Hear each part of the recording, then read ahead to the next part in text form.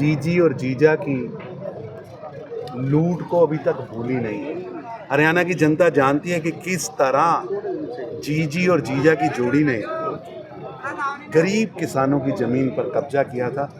हरियाणा की जनता जानती है कि विवेकहीन नेता भारत की, अपने देश की बुराई विदेश की धरती पर जाकर करते हैं और कभी भारत के इंस्टीट्यूशंस को, कभी सनातन को, कभी देश को बदनाम करते हैं, कभी भारत की वीर सेना को अपमानित करने का प्रयास करते हैं और टुकड़े टुकड़े गैंग को हमेशा ही प्रोत्साहित करने का काम राहुल गांधी और कांग्रेस ने किया है।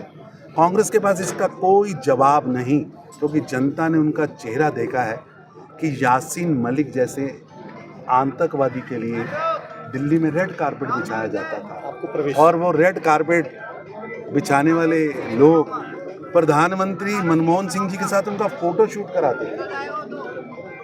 अफजल गुरु और कसाब के लिए रात को अदालत का दरवाजा खटखटाते थे। टुकड़े टुकड़े गैंग के सरगना कन्हैया कुमार को वो चुनाव लड़ाते हैं और फिर वीरों की भूमि, शौर्य की भूमि हरियाणा से वोट मांगते हैं। हरियाणा की जनता इनका असली चेहरा जानती थी, इसलिए जवाब दिया। कश्मीर में जीजी और जीजा की लूट को अभी तक भूली नहीं है। हरियाणा की जनता जानती है कि किस तरह जीजी और जीजा की जोड़ी ने गरीब किसानों की जमीन पर कब्जा किया था।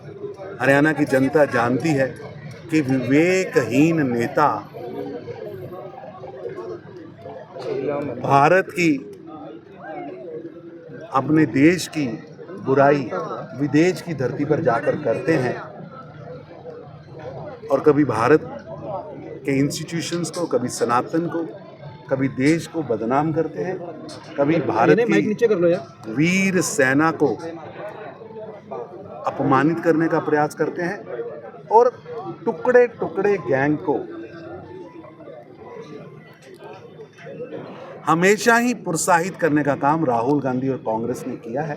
कांग्रेस के पास इसका कोई जवाब नहीं, क्योंकि जनता ने उनका चेहरा देखा है कि यासीन मलिक जैसे आतंकवादी के लिए दिल्ली में रेड कारपेट बिछाया जाता था और वो रेड कारपेट बिछाने वाले लोग प्रधानमंत्री मनमोहन सिंह जी के साथ उनका फोटो शूट कराते थे।